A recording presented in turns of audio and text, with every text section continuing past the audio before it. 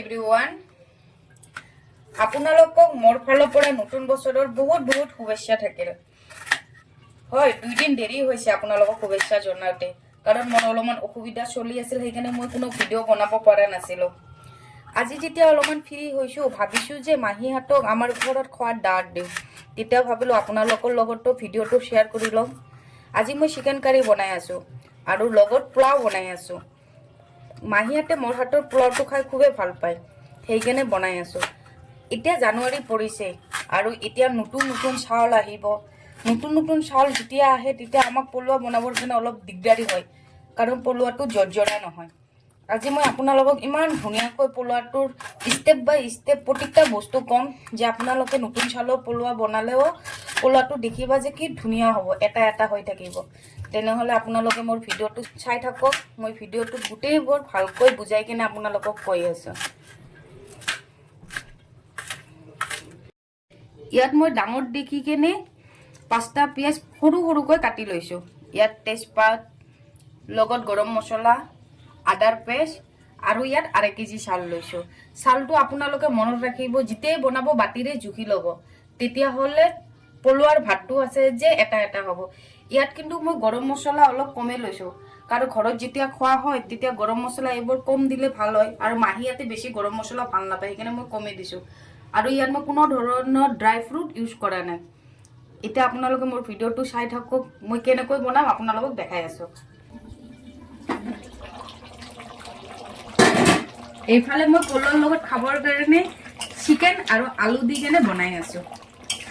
Chicken আৰু আলুৰ ৰেচিপিটো আপোনালোকক মই দেখাই নাই, কাৰণ আগতে দুটা এটা ভিডিঅ'ত দেখাইছোঁ, সেইকাৰণে মই আজি দেখা নাই। ইয়াৰ লগত আৰু কিবা কিবি আছে, সেইবোৰ আপোনালোকে চাই থাকক। মই পিছত পাৰিলে যদি টাইম হয় তেতিয়াহ'লে আপোনালোকক দেখাই দিম।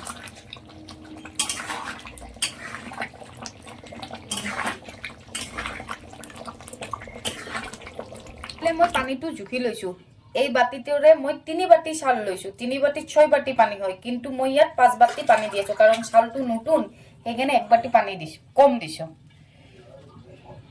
তেলটো গৰম হৈ গৈছে, এতিয়া মই পিঁয়াজবোৰ গোল্ডেন ব্ৰাউন হোৱালৈকে ভালকৈ ভাজি ল'ম।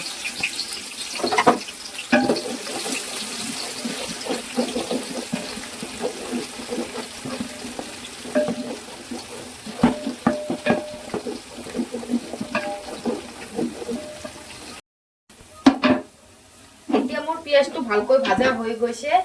এতিয়া মই ইয়াৰ ওপৰত জুখি ৰখা পানীটো এড কৰি দিম।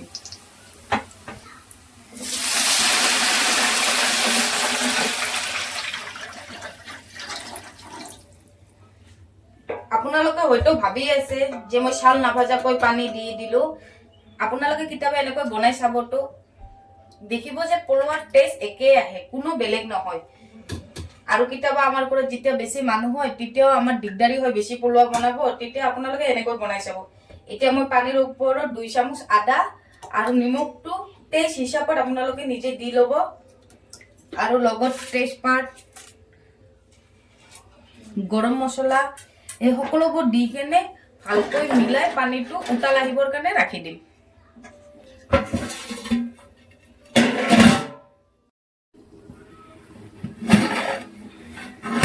এইফালে পানীটো মোৰ ভালকৈ উতাল আহি গৈছে।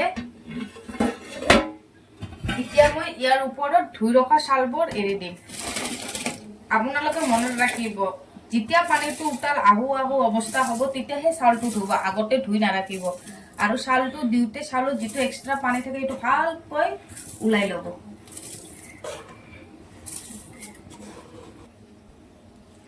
এতিয়া মই চাউলটো ভালকৈ মিলাই কেনে ঢাকনিটো লগাই ৰাখি দিম।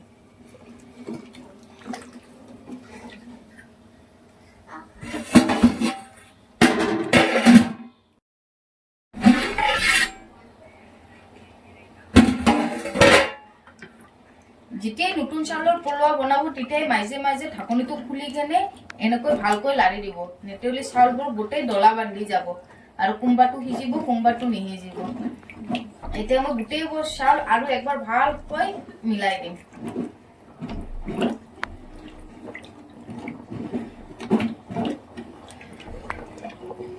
এতিয়া মিলাই কেনে আৰু ঢাকনিটো লগাই দিম।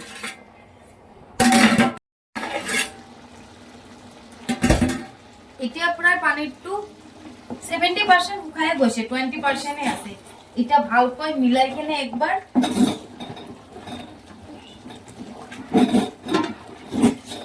আমি আৰু এতিয়া কম গেছত ঢাকনিটো লগাই দিম।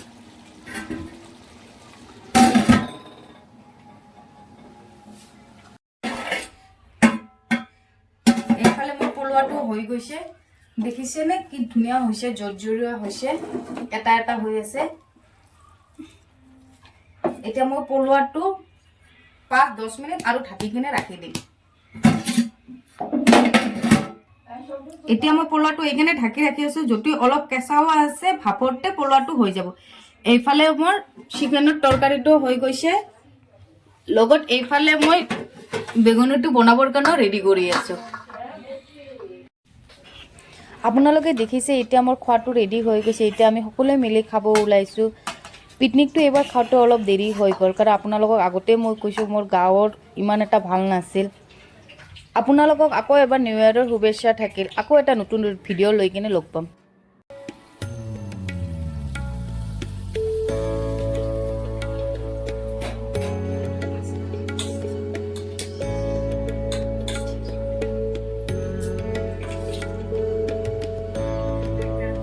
Luta.